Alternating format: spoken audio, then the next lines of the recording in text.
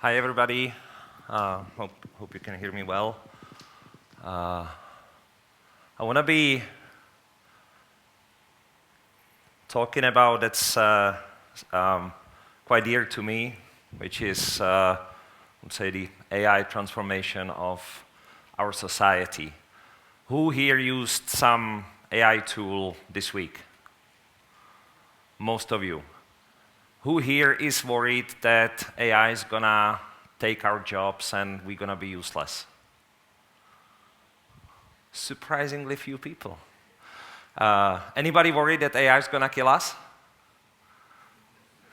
Yeah, it's a bigger fear. So I'm gonna try to, shed some light on the topic. So AI is still emerging, right? 2 years ago, it was fairly dumb chatbot, and it's getting better. It can generate images, it can generate videos, it can see, but we're still in super early days. And I think this topic of, what's left for us as humans is something we should be thinking very critically about, because it's reshaping how we operate as a society. If you look what AI can do, I mean, most of you probably will have some experience with ChatGPT or maybe Claude, but the models are really evolving. I mean, it can generate probably 70 or 80% of code in forward-thinking companies. And if you think about it, that's really powerful, because if AI can generate code, it means that AI can improve itself. And if AI improves itself, where does it stop? Because every iteration is smarter. I'm not going to be an alarmist today. It's just, a fact that is worth understanding and remembering. And code is, an abstraction, and then what you see on the right-hand side of the image is something that is very opposite of code, right? Like just this wild imaginative image. And when you start asking yourself a question, what's left for us? We don't have to code anymore. We don't have to create images. Rohlik, my company, our Christmas campaign, which was a big investment every single year, and every single year we win an award for an amazing Christmas ad, think John Lewis and Marks and Spencer type of quality. This year, AI only, AI generated. So where's the human role in that? And I think it's steering. Yeah? We need to get much better at steering the AI, because the AI is not going away. And I'm going to try in the next, 10 minutes to help you understand how to steer and how to make sure that human element still plays a crucial role. We're getting to a period where we're going to have companions at home. This is a real thing, by the way. You can program it. I taught it to speak Spanish, and it teaches my daughter to speak Spanish. Yeah, so she speaks Czech or English to it, and it kind of responds. It's much, I want to say human, it's not a human, but more fun way than if she just talks to ChatGPT or Duolingo or some other app. Yeah? I taught it when it sees somebody coming to the room to say hello. And this is a toy, but we're not far from really like humanoid robots that will do your ironing, maybe you do your cleaning, Started with the little things, moving on the floor, but that's just the start. And if you happen to be in Austin or San Francisco, you probably saw one of these. That's called Waymo. And that's pretty surreal experience, because you call it in the app, and a car arrives. And there's no driver. And you get in the back, in a taxi, with no freaking driver. And you close the door, and it goes. And from that moment, and that for me, this was a really eye-opening moment, because I am a heavy user of AI in all shapes and forms. But this is me giving my life away, or potentially, to a technology that hopefully works. So where are the humans? Will AI make us useless? And when you look deeper, the surreal experience of self-driving car, there's actually quite a lot of humans involved. If you get to the edge cases, you're going to end up on a phone with somebody who can actually steer the car remotely and get you out of trouble, right? And again, it's like how we transform our role as humans, how we elevate ourselves, how we start thinking about what we study, how we function, to maybe get away from being a driver, right? Like, somebody enjoys it for a while, but it's not fun to do 12 hours a day, let me tell you that. It's quite a stressful job, and the added value intellectually is also not great. But if we can elevate ourselves and really start thinking how to steer the technology, how to use the technology that is emerging and that's available to us to start doing very different jobs. And what are the jobs, really? Or what are the human elements that,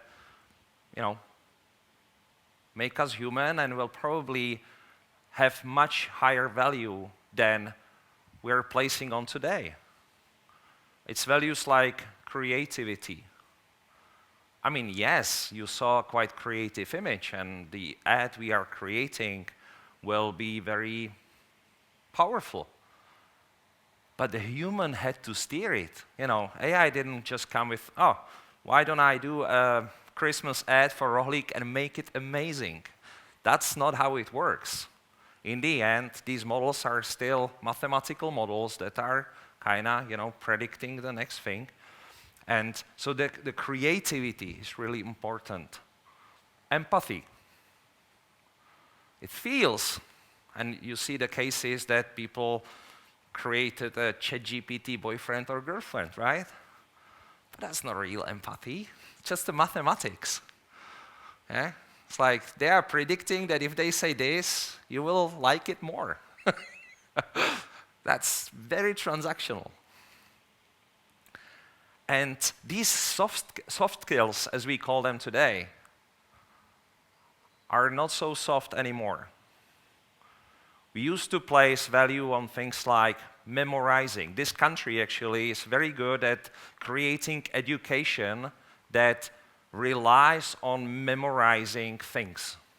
That's what we do, memory retrieval, right? Like, we sit in classrooms and memorize things. And then the test is memory retrieval. Guess what?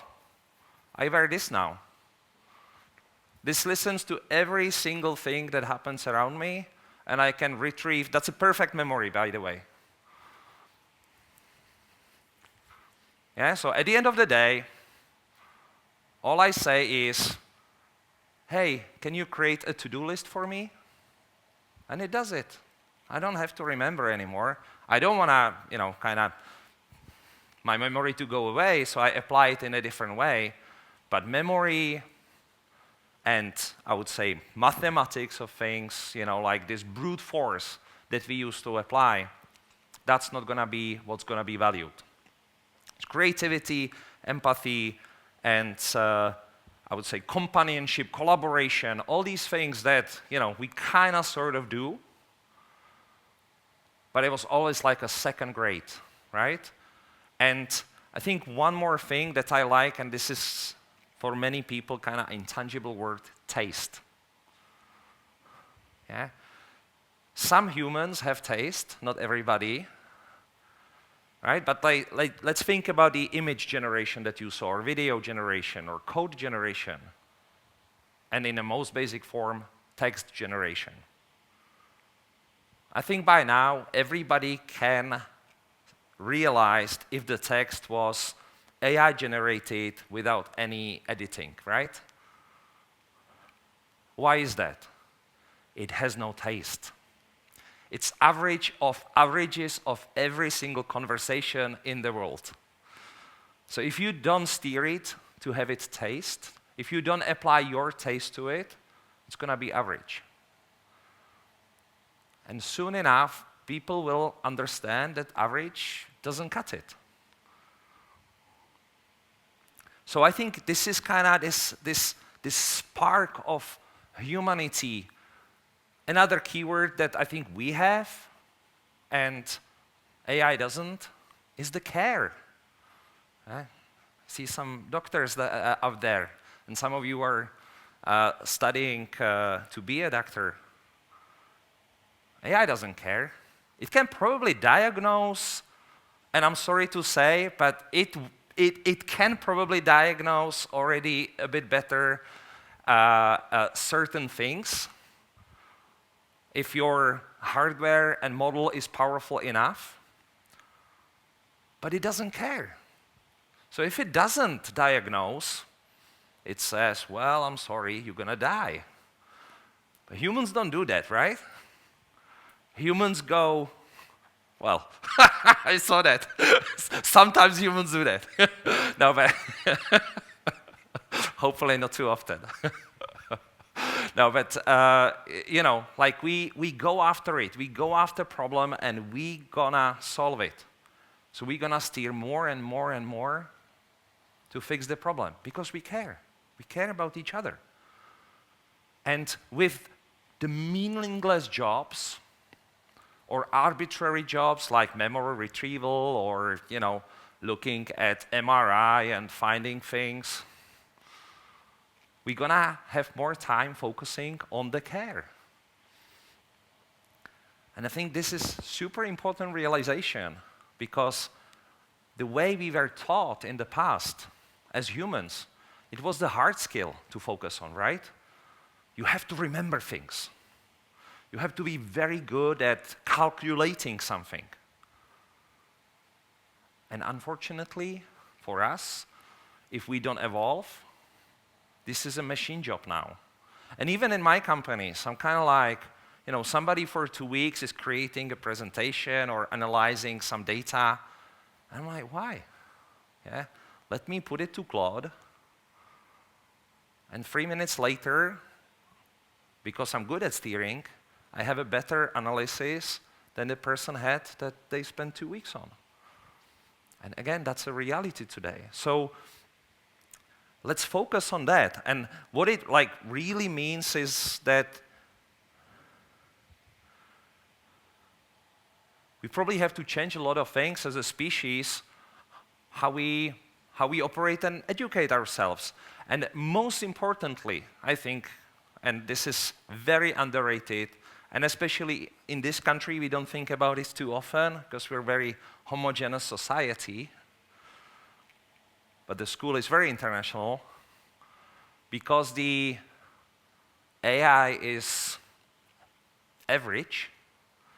It carries a lot of biases. It really depends how you train the model, what you're gonna get out. It really matters, right?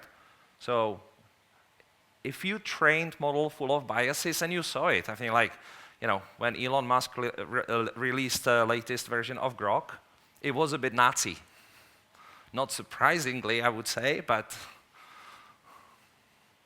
it really matters. So as humans, we're gonna have to be the guardians of this lack of bias, I would say, because the algorithmic bias is definitely gonna be there. This moral reasoning is something we're not taught.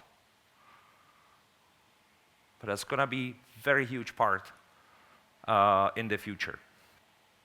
In terms of education, I already touched on it. We're just going to have to think very differently about what we teach.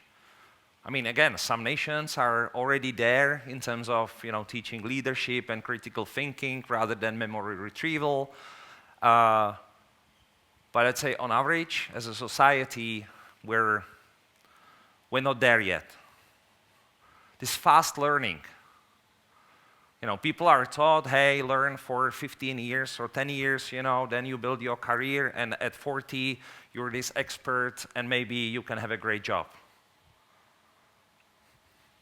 Maybe in certain professions, but in most professions, this curve is massively skewed towards speed. You can become an expert.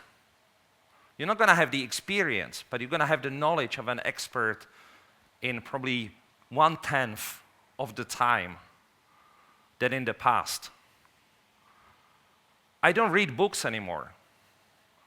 I generate what I really want to learn, and then I generate podcast from it, because audio is much faster to kind of get into my brain. And that's what I do, day in, day out, suck in knowledge. I'm a very decent, now I'm training my own AI models. I have zero education in training AI models, and some people would take years to do that, and you had to have machine learning degree. Not today. So we have to reframe how we educate generations like yourself. You still are young enough to understand this and to change. But let me tell you, people my age, I'm 42, 43 now already, they don't want to change so much. Yeah? And they don't believe. I saw this before. Well, you haven't, yeah, because wave like this probably came when electricity was invented, and you have not seen that for sure.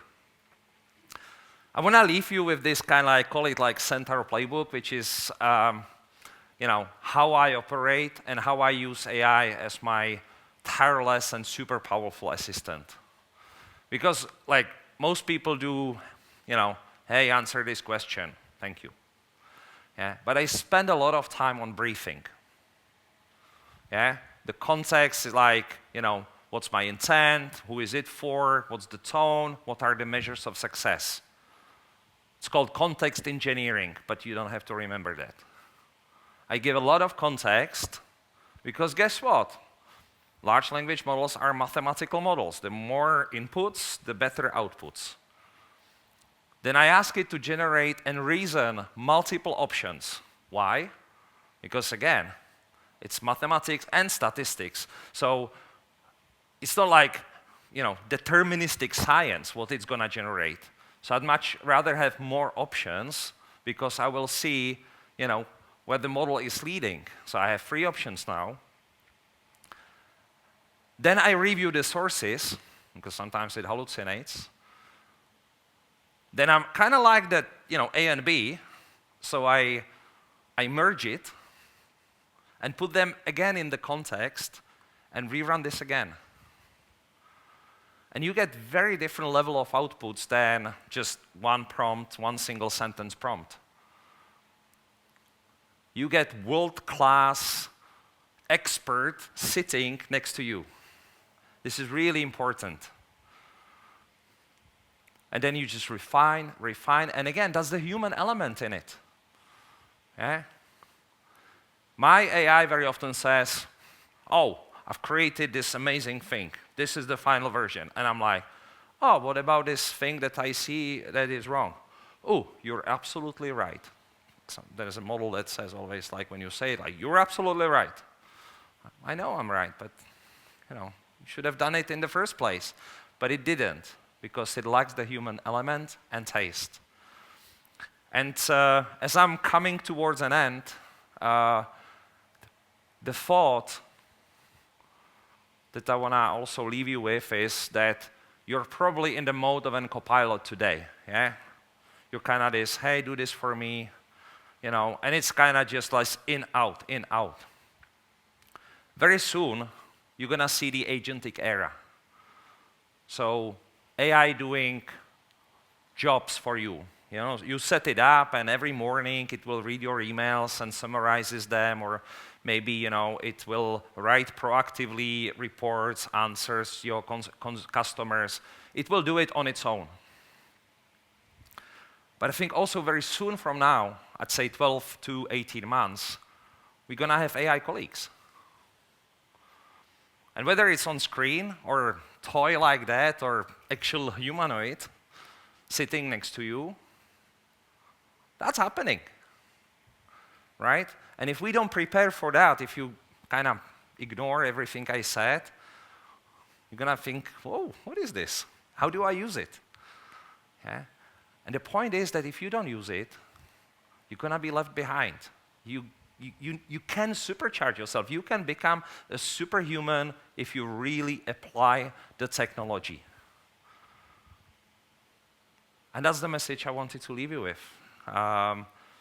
Just the world with the machines, not against the machines. Thank you very much, and it was great to see you all this morning.